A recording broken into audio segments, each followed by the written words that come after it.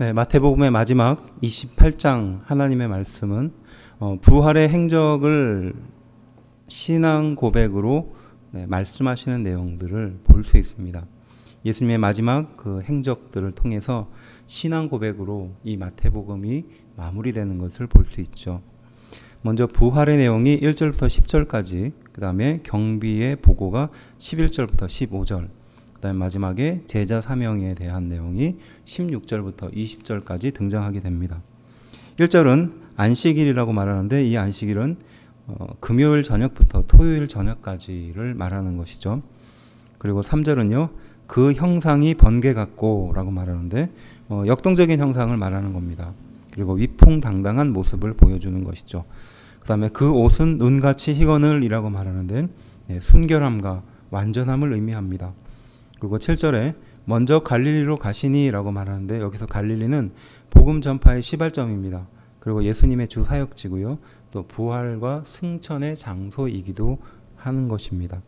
그리고 내가 너희에게 일렀느니라 라고 말하는 것은 중요한 말을 선언했다는 뜻이고 그 구절의 의미를 담고 있습니다. 그러니까 중요한 말을 한다라는 것이죠.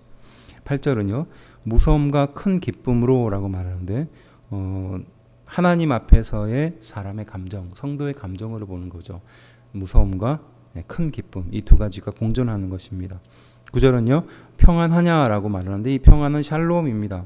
근데 이 조금 더 구체적으로 보면 이것이 우리가 알고 있는 샬롬이라기보단 카이레테라고 해서 기뻐하라라는 뜻입니다. 왜 기뻐하라라고 예수님은 이렇게 말씀하셨을까요?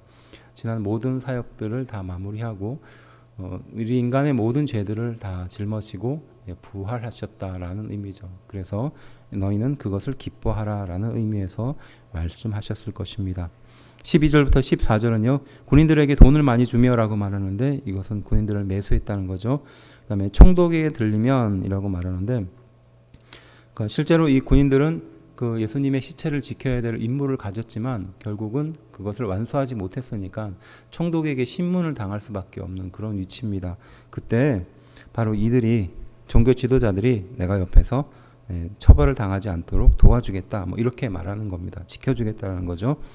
총독이 근심하지 않게라는 것은 그런 의미입니다.